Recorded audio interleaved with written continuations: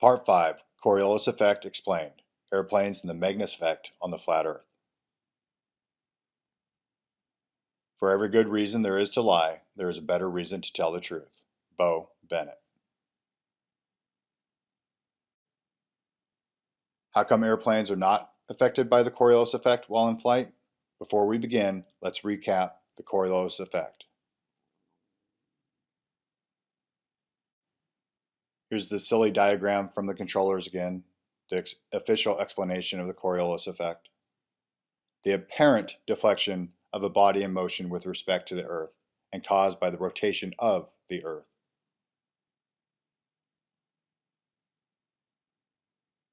Deflecting right in the northern hemisphere and deflecting left in the southern hemisphere.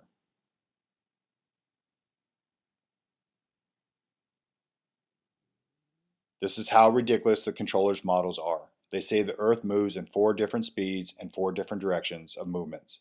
However, they only take into account one for the asinine Coriolis effect. We will teach you how to think again. You have the most powerful weapon in the cosmos, your brain. I suggest you use it. Me, Brian Austin Lambert.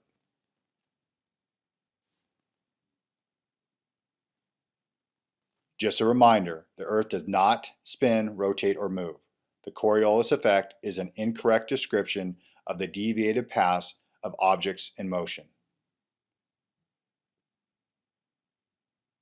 Remember, the Earth is motionless, fixed, and stationary. The Holy Grail is a bowl, cup, or platter, whichever term you prefer. The Grail is the concave structure that confines your world.